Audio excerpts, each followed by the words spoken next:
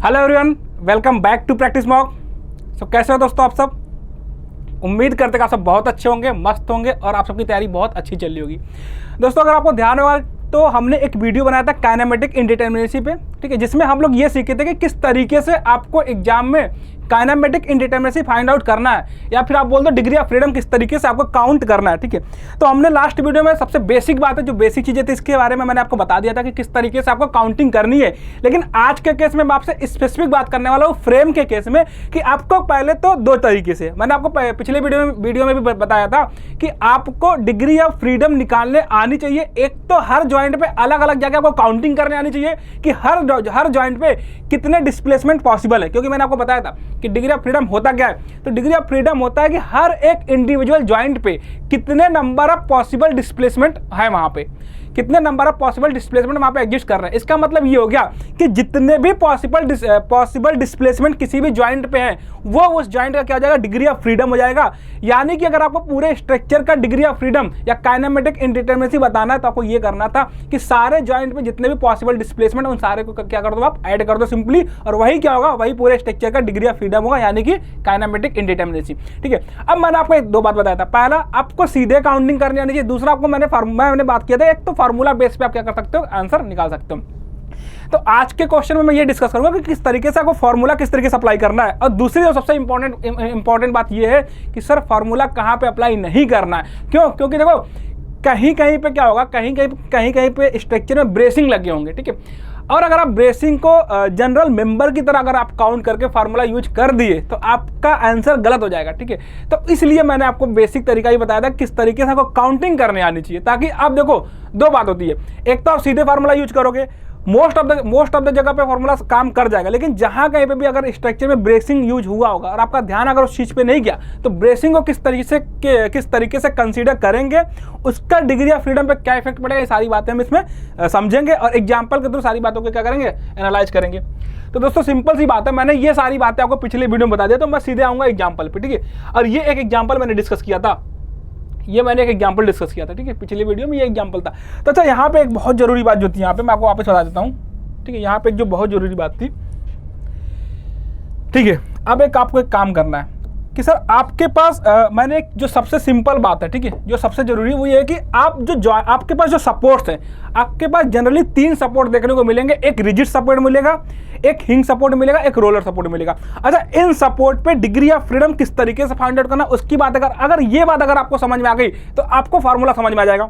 ठीक है, अगर ये बात आपको समझ में आ गई तो आपको फार्मूला समझ में आ जाएगा। तो इसलिए उस बात को वापस एक बार आप ध्यान देना कि मैंने आपको एक बहुत सिंपल सी बात बताया था कि सर एक काम कर दो, अगर आपके पास 3 टाइप का सपोर्ट है, ठीक है, एक तो ये हो गया, ठीक है, एक ये हो गया हिंग सपोर्ट, और एक आपके पास आ जाएगा रोलर सपोर्ट। ठीक है, एक आपके पास क्या होगा, रोलर सपोर्ट होगा।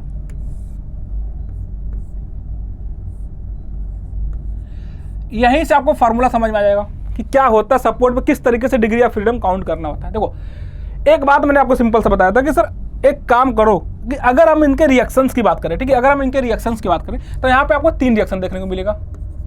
ये मिलेगा RY, और ये मिल जाएगा आपको RX, और एक मोमेंट मिल जाएगा क्या, M। ठीक है, यहाँ पे आपको 2 रिएक्शन मिलेगा, एक मिलेगा आपके पास RY और एक मिलेगा आपके पास RX। ठीक है, यहाँ पे आपको केवल एक रिएक्शन मिलेगा RY।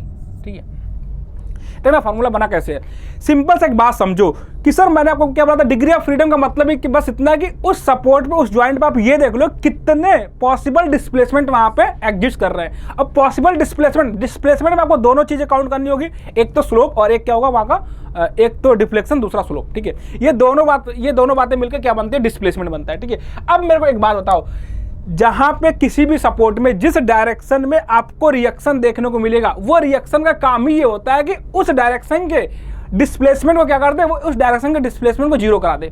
ठीक है, सिंपल सा, अगर आपसे कभी कोई ये पूछे रिएक्शन क्या होता है, रिएक्शन का मतलब ये होगा कि जिस डायरेक्शन में रिएक्शन आ रहा है, इसका मतलब ये हो गया कि वो रिएक्शन क्या करेगा, वो रिएक्शन उस डायरेक्शन के डिस्प्लेसमेंट को 0 करवा देगा।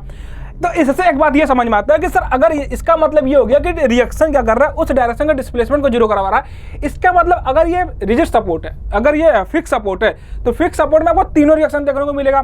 अगर ये तीनों रिएक्शन आपको देखने को मिलेगा कहाँ पे, फिक्स सपोर्ट में, इसका मतलब फिक्स सपोर्ट के तीनों डायरेक्शन में डिस्प्लेसमेंट जीरो होगा। अच्छा, डिस्प्लेसमेंट जीरो का क्या मतलब होगा? इसका मतलब ये होगा कि अगर आर वाई, देखो ऐसा समझो, अगर आपको क्या मतलब, अगर आर वाई क्या नॉट, अगर आर वाई यहाँ पे एग्जिस्ट कर रहा है क्या, अगर आर वाई आपके पास, अगर यहाँ पे आर वाई एग्जिस्ट कर रहा है, इसका मतलब ये हो गया, इसका मतलब ये हो गया ना। और यहाँ पे क्या कर रहा है, यहाँ पे आर एक्स एग्जिस्ट कर रहा है, ठीक है। यहाँ पे क्या कर रहे हैं, आप समझ रहे हैं इस बात को। अगर ये चीज़ आपको समझ में आ गया तो आपको फार्मूला समझ में आ जाएगा। अगर ये आर एक्स एग्जिस्ट कर रहा है, एग्जिस्ट करने का क्या मतलब है? एग्जिस्ट करने का बस मतलब इतना है कि यहाँ पे ये तीन रिएक्शन एग्जिस्ट कर रहे हैं। इसका मतलब ये हो गया ना कि अगर ये रिएक्शन होगा तो इसके डायरेक्शन का जो डिस्प्लेसमेंट होगा वो जीरो होगा। मतलब यहाँ पे डेल्टा वाई जीरो हो जाएगा। यहाँ पे अगर आपके पास मोमेंट एग्जिस्ट कर रहा है, इसका मतलब उस डायरेक्शन में स्लोप आएगा वो क्या होगा, जीरो होगा। इसका मतलब यहाँ पे जो थीटा होगा क्या होगा, जीरो होगा। और यहाँ पे इसका मतलब ये हो गया कि यहाँ पे क्या होगा, डेल्टा एक्स जीरो होगा।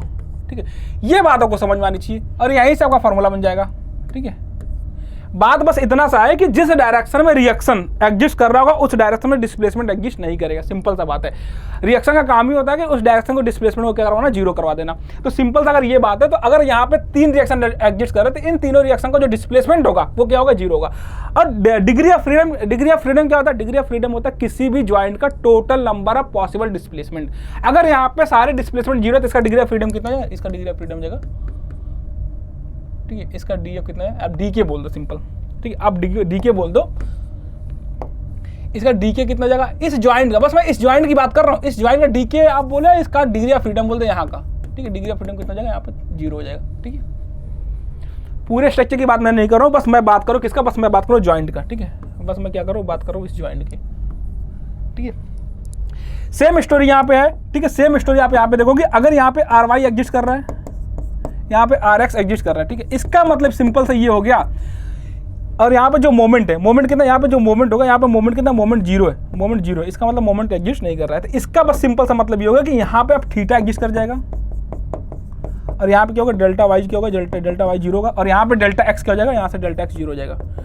इसका मतलब ये होगा कि यहाँ का जो डिग्री ऑफ फ्रीडम इस ज्वाइंट का होगा वो क्या होगा, डिग्री ऑफ फ्रीडम कितना होगा, वो होगा कितना, 1। कौन सा, थीटा।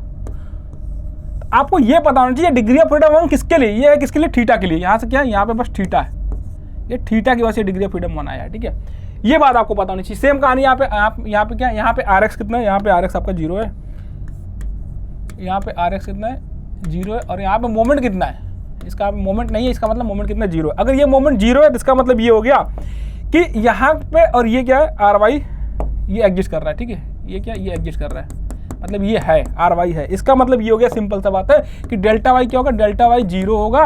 और यहाँ से थीटा क्या होगा, थीटा एग्जिस्ट करेगा। और इसका मतलब ये हो गया कि यहाँ से ये जीरो, तो इसका मतलब क्या हो गया, इसका मतलब हो गया कि डेल्टा एक्स भी क्या होगा, एग्जिस्ट करेगा। ठीक है, अब आप यहाँ से डी एफ बता दो, इसका डिग्री ऑफ फ्रीडम कितना होगा, इसका डिग्री ऑफ फ्रीडम कितना जाएगा यहाँ से। अब यहाँ से डिग्री ऑफ फ्रीडम इसका कितना होगा, तो ये एग्जिस्ट कर रहा है, ये एग्जिस्ट कर रहा है थीटा, इसका 2 हो गया। ठीक है, 2 कौन सा आपको पता होना चाहिए, अब डेल्टा एक्स और थीटा।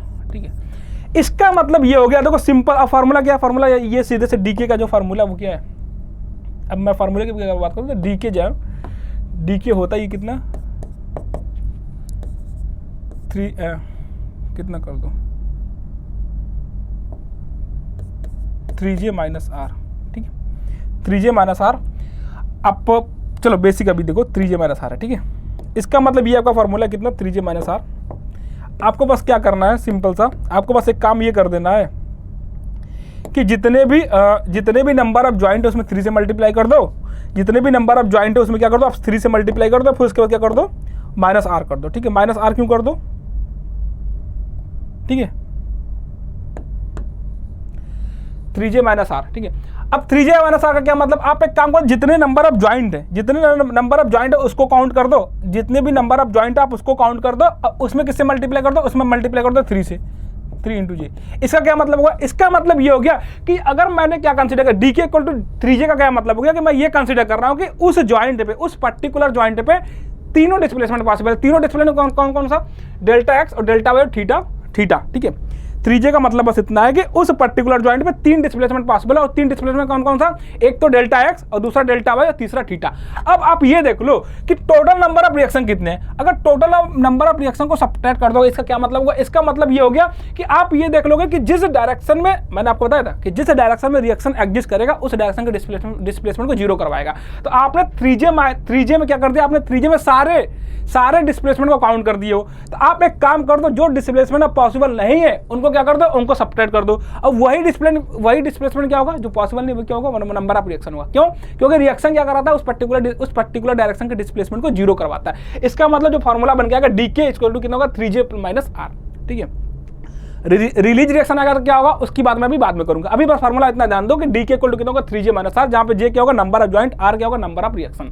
क्योंकि जितने नंबर ऑफ रिएक्शन उतने ही क्या होंगे, उतने डिस्प्लेसमेंट प्रिवेंट होंगे। सिंपल सा बात हो गया। अब आते सीधे अपने एग्जाम्पल पे। ठीक है, अब हम आते सीधे अपने एग्जाम्पल पे। तो ये सबसे बेसिक बात होगी। अब आ जाओ सीधे फ्रेम का कोई एग्जाम्पल उठाओ, ये उठाओ।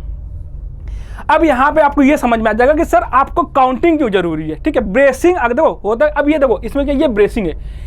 आपको लगेगा ये सिंपल मेंबर है, अब ये सिंपल मेंबर नहीं है, ये क्या, ये मेंबर ब्रेसिंग की तरह एक्ट करेगा। और ब्रेसिंग क्या कर देगा, आपके फार्मूले को बेकार कर देगा। अगर आप फार्मूले से जाओगे, एक बार करके देखते क्या होता है। आप एक बार फार्मूले से काउंट कर दो क्या होता है। अगर आप फार्मूले से जाओगे तो क्या करोगे, फार्मूला कितना होता है डीके का। अगर आप फार्मूले से जाओगे तो डीके का फार्मूला यहाँ पे देख लो कितना, डीके सिंपल देखो कितना होता है, डीके कितना होता है, 3J माइनस आर। ठीक है, आपने फार्मूला लगाया और आंसर कितना आएगा। अब आर देख लो, नंबर ऑफ जॉइंट कितना होगा, 1 2 3 4 जॉइंट, 3 × 4 माइनस आर। रिएक्शन कितना है यहाँ पे, 3 रिएक्शन, RAX, यहाँ पे RAY, और यहाँ पे कितना हो जाएगा, समेशन MA। ठीक है, सेम स्टोरी यहाँ पे RDY। ठीक है, यहाँ पे RAY। ठीक है, ये x है। ठीक है, यहाँ पे क्या हो गया, यहाँ पे हो गया RDX और यहाँ पे हो गया मेमोमेंट। राइट, आपको सिंपल समझो ना, यहाँ पे 3 रिएक्शन कुछ नहीं है, रिजिड जितने भी फिक्स सपोर्ट में कितने रिएक्शन, 3 रिएक्शन, और यहाँ पे भी 3 रिएक्शन। ठीक है, अब वो तीन कौन कौन से, RX RY और थीटा। ठीक है, इसका मतलब ये हो गया कि R कितना हो गया, R हो गया 6। तो यहाँ से आपका आंसर कितना जाएगा, डी क्या आना चाहिए, कितना, 3J माइनस आर। ठीक है, 3J माइनस आर कितना होगा, 6 हो गया। ठीक है, ठीक है, डी के कितना हो गया, 3J माइनस आर। जे क्या हो गया, नंबर ऑफ जॉइंट, कितने जॉइंट है, 1 2 3 4 जॉइंट है। और आर कितना, आर आपके पास कितना है, आर आपके पास 3 और 3 6 है। ये हो गया कब, ये हो गया तब जब मेंबर इनएक्सटेंसिबल है। मैंने आपको पिछली क्लास में बताया था अगर मेंबर इनएक्सटेंसिबल होगा, इफ मेंबर ऑफ इनएक्सटेंसिबल। ठीक है, अगर आपका मेंबर इनएक्सटेंसिबल है तो जो डीके की वैल्यू आएगी वो कितनी आएगी, 6 आएगी। अब एक बात समझना, मैंने आपको एक बात बताया था कल कि सर अगर मेंबर आपका इनएक्सटेंसिबल ना हो के, सॉरी, अगर ये मेंबर के, अगर आपके पास मेंबर एक्सटेंसिबल है। ठीक है, अगर आपको कुछ नहीं दिया क्वेश्चन में तो आपको ये कंसीडर करना मेंबर क्या, मेंबर एक्सटेंसिबल है। ठीक है, अगर आपके क्वेश्चन में कुछ नहीं दिया इसका मतलब मेंबर एक्सटेंसिबल आप कंसीडर करोगे। लेकिन अगर आपको क्वेश्चन में ये गिवन है कि मेंबर इनएक्सटेंसिबल है, उसका क्या मतलब है, इफ मेंबर आर इनएक्सटेंसिबल। ठीक है, इसका मतलब मैंने आपको बताया था कि आप एक काम करो तो डीके कितना हो जाएगा, डीके अगर इनएक्सटेंसिबल है, इसका मतलब था, इसका मतलब ये था कि आप डीके निकालो किस केस में, जब मेंबर एक्सटेंसिबल हो, जब मेंबर एक्सटेंसिबल हो उसमें से क्या कर दो, वो क्या कर दो, माइनस कर दो क्या, number of member, number of member. ठीक है, मैंने रीजन भी बताया था सर, डीके का होता है इनएक्सटेंसिबल मेंबर का मतलब ये होता है कि जो भी मेंबर है उस मेंबर के लॉन्गिट्यूडनल डायरेक्शन का डिफॉर्मेशन क्या हो जाए, 0 हो जाए। ठीक है, इनएक्सटेंसिबल का मतलब ये है कि मेंबर एक्सियली रिजिड है, और एक्सियली रिजिड का मतलब ये हो गया कि मेंबर के लॉन्गिट्यूडनल डायरेक्शन का जो डिफॉर्मेशन है, मेंबर के लॉन्गिट्यूडनल डायरेक्शन में जो डिफॉर्मेशन आना था वो कितना है, 0। उसी का मतलब हो गया कि मेंबर इनएक्सटेंसिबल है। अब मैंने आपको एक बात बताया था, इसका मतलब एक मेंबर में एक ही लॉन्गिट्यूडनल डिफॉर्मेशन, सिंपल सा बात है सर, एक मेंबर में एक ही तो लॉन्गिट्यूडनल डिफॉर्मेशन होगा, बाकी दूसरा डिफॉर्मेशन होगा। इसका मतलब आप एक काम कर दो सर, डीके काउंट कर दो किसके चक्कर में, जब मेंबर एक्सटेंसिबल हो और उसमें से नंबर ऑफ मेंबर सब्ट्रैक्ट कर दो। और नंबर ऑफ मेंबर सब्ट्रैक्ट करने का मतलब ये हो गया कि एक मेंबर में एक लॉन्गिट्यूडनल डिफॉर्मेशन। इसका मतलब क्या हो गया, अगर आप नंबर ऑफ मेंबर काउंट कर दिए, उसको सब्ट्रैक्ट कर दिया, इसका मतलब जितने भी लॉन्गिट्यूडनल डिफॉर्मेशन प्रिवेंट हो रहा है उसको आपने सब्ट्रैक्ट कर दिया। तो यहाँ से डीके कितना निकल गया था, डीके इनएक्सटेंसिबल के केस में डीके इक्वल टू कितना, D K extensible minus number of member. अब यहाँ से बात ये आ रही थी, दिक्कत क्या आ रहा, दिक्कत यहाँ पे ये आ रहा था ना कि अब आप इसी क्वेश्चन को आप निकालो डीके, जब यहाँ पे सेम क्वेश्चन आप डीके निकालो किसमें, जब डीके एक्सटेंसिबल हो, जब डीके क्या, जब डीके एक्सटेंसिबल हो, इनएक्सटेंसिबल सॉरी, अभी आपने निकाल दिया डीके एक्सटेंसिबल में, ठीक है। अब आपको ये निकालना है कि जब डीके क्या हो, जब डीके क्या हो, इनएक्सटेंसिबल, ठीक है। अब आपको क्या करना होगा, आपने ये डीके निकाला था कितना, ये डीके आपके पास 6 था। आप एक काम आपको ये करना था, नंबर ऑफ मेंबर क्या कर दो, नंबर ऑफ मेंबर इसमें से सब्ट्रैक्ट कर दो, और नंबर ऑफ मेंबर कितना आपके पास है, 1 2 3 4 नंबर मेंबर है, तो यहाँ से कितना D6 - 2, ये कितना 2 आएगा, ठीक है। अब यहीं पे दिक्कत हो जाएगी, ठीक है। अब आप क्या करोगे, आपने क्या निकाला, आपने फार्मूले से ये निकाल दिया कि नंबर ऑफ डीके कितना होगा, डीके की वैल्यू कितनी आएगी अगर मेंबर इनएक्सटेंसिबल है। तो आपने क्या किया था सर, एक्सटेंसिबल के केस में आपने डीके निकाला जो कि कितना है, 6 आया, 3J - R से, 3J कितना 3 into number of join minus R number of reaction आ गया, यहाँ से कितना 6 आ गया। अब आप जब डीके निकालने गए किसमें, इनएक्सटेंसिबल के केस में, तो दिक्कत क्या आया, आपने क्या सब्ट्रैक्ट किया, नंबर ऑफ मेंबर को आपने सब्ट्रैक्ट किया, तो आंसर कितना आया 6 - 4 = 2। अब देखो दिक्कत क्या आ गई, अब मैंने आपको, अगर आप बेसिक से काउंटिंग करोगे, अगर आप बेसिक काउंटिंग करोगे तो क्या दिक्कत आएगी, सुनना, ठीक है। अगर आप बेसिक काउंटिंग करने पहुंचोगे तो आपको एक चीज दिखेगा कि सर यहाँ पे, ठीक है, यहाँ पे नंबर ऑफ रिएक्शन 3, इसका मतलब यहाँ का जो डिग्री ऑफ फ्रीडम कितना होगा, इस ज्वाइन का 0। मैंने आपको बताया था अभी, मैंने आपको बताया था कि डिग्री ऑफ फ्रीडम क्या होता है, फिक्स सपोर्ट का 0 होता है। यहाँ पे डिग्री ऑफ फ्रीडम कितना था, यहाँ पे डिग्री ऑफ फ्रीडम 0 है। अब एक काम करो, इसका डिग्री ऑफ फ्रीडम, इसका डिग्री ऑफ फ्रीडम क्या करो, आपको काउंट करना, ठीक है। अब बात सुनना, पहले आप सी का काउंट कर लो, चलो। अब अगर यहाँ पे ये वाला मेंबर नहीं होता तो क्या होता, अगर ये वाला मेंबर नहीं होता तो आपको 3 डिग्री ऑफ फ्रीडम मिलते हैं, कौन से, डेल्टा BX,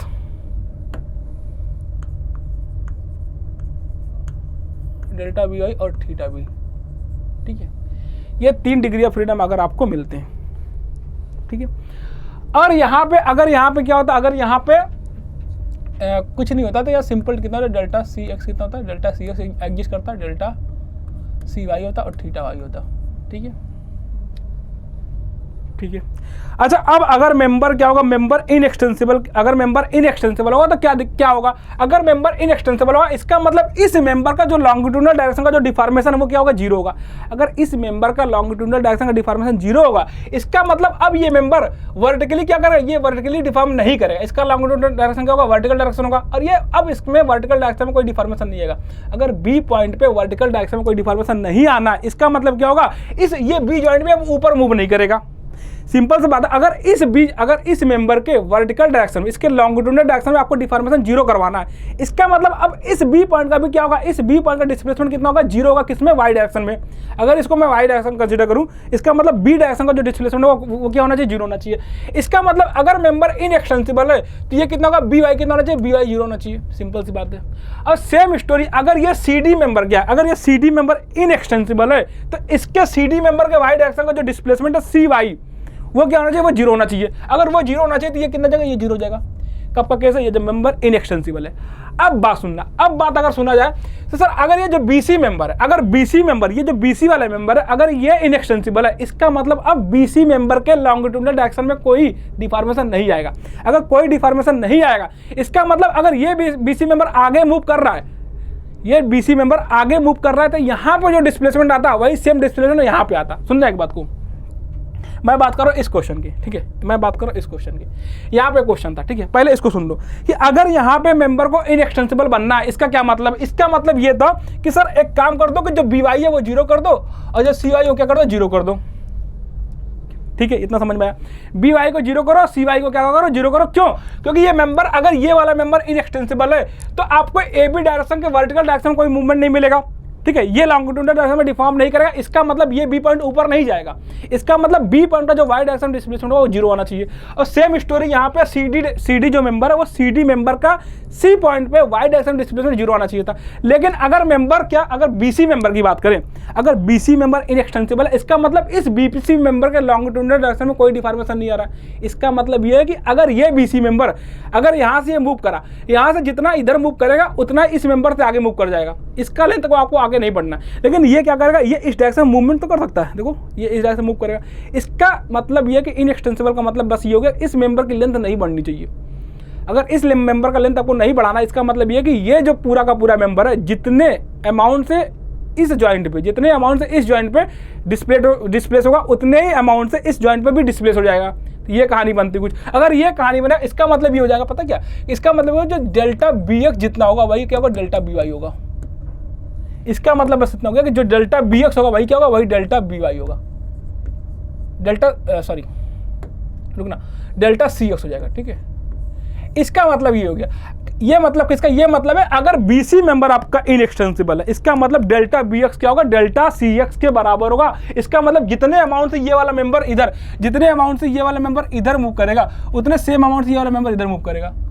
मतलब ये जो डिस्प्लेसमेंट है और ये जो वो क्या होगा, बराबर होगा। ये डिस्प्लेसमेंट कौन सा, ये डिस्प्लेसमेंट है डेल्टा बी एक्स और ये डिस्प्लेसमेंट कितना है, ये डिस्प्लेसमेंट डेल्टा बी वाई।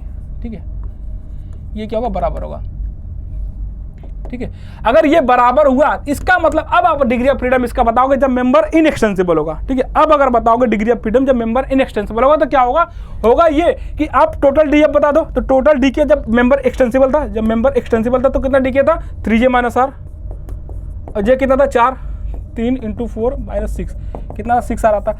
अब ये 6 आ रहा था जब मेंबर इनएक्सटेंसिबल होगा। इसका मतलब क्या होगा, 3, एक डिस्प्लेसमेंट ये रोका, एक डिस्प्लेसमेंट ये रोका और एक डिस्प्लेसमेंट कौन सा रोक दिया, ये वाला डिस्प्लेसमेंट बराबर हो गया, तभी ये एक ही काउंट होगा। ठीक है, अब ये एक ही काउंट होगा। इसका मतलब क्यों, देखो इसका मतलब ये हो गया कि ये 6 में से अगर मेंबर क्या होगा, अगर मेंबर इनएक्सटेंसिबल होगा इसका मतलब 6 में से आपको कितना सब्ट्रैक्ट करना पड़ा, 3 सब्ट्रैक्ट करना पड़ा था। अब 6 में 3 कितना था, 3 था। ठीक है, 6 में से 3 कौन सा, आप देखना 3 कौन सा, एक तो ये आपका 0 हो गया, दूसरा सी वाई 0 हो गया और तीसरा क्या था, ये डिस्प्लेसमेंट इसके बराबर हो गया। इसका मतलब अब अननोन आपके पास एक ही है, क्योंकि अगर आपके पास डेल्टा बी एक्स पता है इसका मतलब डेल्टा सी एक्स पता है। अब अननोन आपके पास एक ही है और डी के क्या होता है, नंबर ऑफ अननोन, समझ रहे हो, नंबर ऑफ अननोन डिस्प्लेसमेंट। इसका मतलब क्या होगा, 6 - 6 = कितना, 3 हो गया। अब अगर आप फार्मूले से भी जाओगे तो सेम चीज निकलेगी, क्योंकि फार्मूले से 3j - r करोगे ये क्या होगा, 6 हो जाएगा। जब मेंबर क्या होगा, जब मेंबर इनएक्सटेंसिबल होगा, सॉरी जब मेंबर एक्सटेंसिबल होगा -3 सब्ट्रैक्ट करोगे, 3 क्या, नंबर ऑफ मेंबर, 3 क्या था, नंबर ऑफ मेंबर। तो यहाँ पे तो फार्मूला लग गया सिंपल, क्यों, क्योंकि 3 डिस्प्लेसमेंट क्या हो रहा था, प्रिवेंट हो रहा था, 3 आपने क्या कर दिया, सब्ट्रैक्ट कर दिया। इसका मतलब 6 - 3 कितना हो गया, 3 हो गया। अब आप अगर इस मेंबर पे आओगे, यहाँ पे क्या दिक्कत आ रही है, देखना यहाँ पे क्या आ रहा था, ये देखना। ठीक है, यहाँ पे क्या हो रहा था, अब यहाँ पे देखो क्या दिक्कत है, यहाँ पे ये दिक्कत है ना। ठीक है, यहाँ पे क्या दिक्कत है, ये क्या हो रहा था, अगर ये मेंबर इनएक्सटेंसिबल, इसका मतलब क्या हो गया, इसका मतलब डेल्टा बी वाई 0 हो गया। ठीक है, इसका मतलब क्या हो गया, डेल्टा बी वाई 0 हो गया और इसका मतलब क्या हो गया, डेल्टा सी वाई 0 हो गया। ठीक है, अगर ये वाला मेंबर नहीं होता तो क्या होता, डेल्टा बी एक्स किसके बराबर होता, डेल्टा सी एक्स के बराबर होता। ठीक है, डेल्टा बी एक्स क्या होता, डेल्टा सी एक्स के बराबर होता। और ये पहले पता कि जो बीसी मेंबर है क्या वो इनएक्सटेंसिबल है, लेकिन इस केस में ये जो फ्रेम है ना, ये जो ब्रेसिंग है, ये क्या कर देगा, ये इसके जो एक्स डायरेक्शन का डिस्प्लेसमेंट है, ठीक है, इसके एक्स डायरेक्शन के डिस्प्लेसमेंट को 0 करा देगा। क्यों, देखो अब आपको क्या पता, ये जो मेंबर ये भी इनएक्सटेंसिबल, इसका मतलब इसके लॉन्गिट्यूडनल डायरेक्शन का डिस्टेंस नहीं बढ़ना चाहिए था, लेंथ नहीं बढ़ना चाहिए था। अगर इसके लॉन्गिट्यूडनल डायरेक्शन का लेंथ नहीं बढ़ेगा, इसका मतलब ये हो गया कि ये लाइन अब यहीं पे रहेगा, जहां पे था वहीं पे रहेगा। और ये क्या करेगा, इसके एक्स डायरेक्शन के डिस्प्लेसमेंट को क्या करा देगा, 0 करा देगा। इसका मतलब इसका पे डेल्टा बी एक्स का 0 होगा, ये इसको एक्स डायरेक्शन में डिस्प्लेस नहीं होने देगा। क्यों नहीं होने देगा, अगर ये मेंबर एक्स डायरेक्शन डिस्प्लेस हो गया, इसका मतलब ये इस मेंबर का लेंथ कम या ज्यादा हो जाएगा। ठीक है, लेकिन आपको क्या करना है, मेंबर इनएक्सटेंसिबल, इसका मतलब लेंथ, जो मेंबर का लेंथ नहीं बढ़ना चाहिए, इसका मतलब यहाँ पे डेल्टा बी एक्स क्या होगा, 0 हो जाएगा। और यहाँ पे डेल्टा सी एक्स क्या होगा, यहाँ पे डेल्टा, अगर ये आगे नहीं बढ़ा तो आपको बीसी मेंबर का लेंथ सेम रखना, इसका मतलब सी को भी आप आगे नहीं बढ़ा सकते, मतलब डेल्टा सी एक्स भी क्या होगा, 0 हो जाएगा। ठीक है, इसका मतलब क्या होगा, डेल्टा सी एक्स भी आपका क्या हो जाएगा, 0 हो जाएगा। आया बात समझ में। अब देखो बात, अब आप काउंट कर लो कितना डी एफ आएगा, कितना डी के आएगा, किसके केस में, इनएक्सटेंसिबल केस में।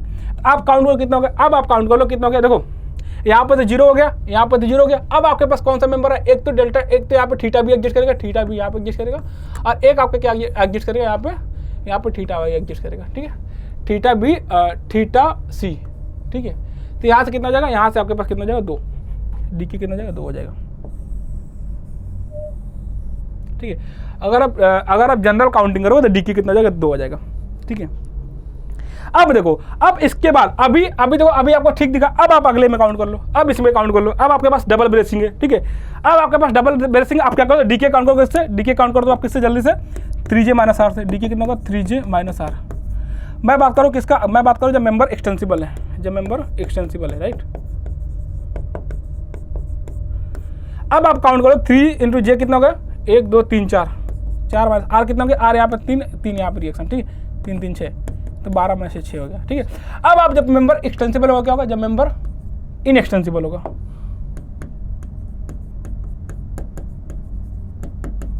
जब मेंबर इनएक्सटेंसिबल होगा तो डीके कितना होगा, तो आपके पास 6 हो जाएगा और माइनस नंबर ऑफ मेंबर। अब आपके पास नंबर ऑफ मेंबर कितना है, देखना काउंट करना, 3 ये और 2 ये, कितना 5 हो गया। अब कायदे से अगर आप देखोगे तो इसका डी कितना आना चाहिए था, 1 आना चाहिए था, ये फार्मूले से है, ये फार्मूले से क्या डी के कितना आना चाहिए था, 1 आना चाहिए था, ठीक है। बट ये क्या है, ये रॉन्ग है, ये क्या गलत है, कैसे गलत है आप ये चेक करना। अब आपको जनरल काउंटिंग करनी किस तरीके से, बेसिक जो तरीका उससे कि आपको डीके काउंट करके बताना कितना है, ठीक है। अब अगर आप डीके काउंट करने जाओ किस केस में, जब मेंबर इनएक्सटेंसिबल होगा तो क्या होगा चेक करना। अभी मैंने आपको बता दिया यहाँ पे होता क्या, यहाँ पे अगर मेंबर एक्सटेंसिबल होता तो क्या होता, तो यहाँ पे bx 0 होता तो bx एग्जिस्ट करता और क्या एग्जिस्ट करता, by एग्जिस्ट करता और यहाँ पे थीटा भी एग्जिस्ट करता। सेम कहानी यहाँ पे डेल्टा cx एग्जिस्ट करता, डेल्टा cy एग्जिस्ट करता और थीटा c एग्जिस्ट करता, राइट।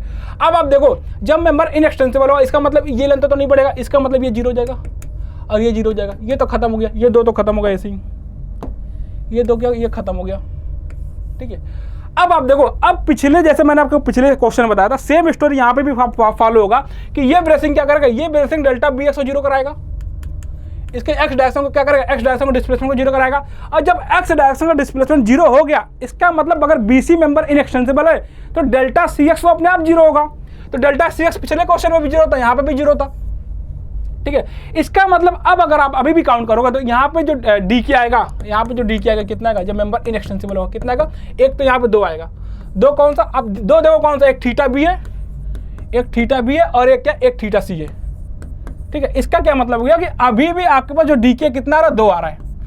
अगर आप इसी चीज को फार्मूले से देखोगे तो आपको डी के कितना दिखेगा, तो फिर आपको डी के दिख जाएगा कितना, 1 दिखेगा, जो कि क्या गलत है, जो कि क्या गलत है। 2 क्यों दिख रहा है, देखो 2 इसलिए दिख रहा है कि अभी भी भाई डेल्टा जो bx 0 है वो डेल्टा cx 0, पिछले वाले केस में भी तो 0 ही था, यहाँ पे भी 0 था। क्यों 0 था, ये इसलिए 0 था कि अगर ये मेंबर यहाँ पे ये ब्रेसिंग यहाँ पे यूज हो गया इसका मतलब अब इसका भी लेंथ इंक्रीज नहीं करेगा, अगर इसका लेंथ इंक्रीज नहीं करेगा इसका मतलब इसका जो डेल्टा bx 0 होना था, अब BC मेंबर अपने आप में इनएक्सटेंसिबल था, इसका मतलब BC मेंबर की लेंथ नहीं बढ़ेगी तो डेल्टा cx अपने आप 0 होना था, जो कि डेल्टा cx क्या था, 0 था।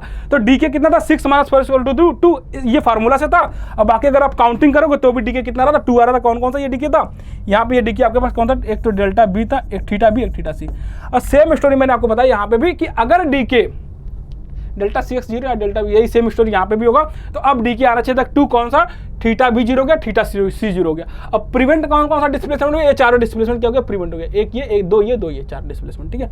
लेकिन अगर आप यही काम फार्मूले से सॉल्व करते तो डीके कितना आता, 6 माइनस 5 आता, कितना आंसर हो जाता, 1 हो जाता, जो कि गलत है, क्योंकि आपके पास मेंबर कितने थे, 5, जो कि गलत है, ठीक है।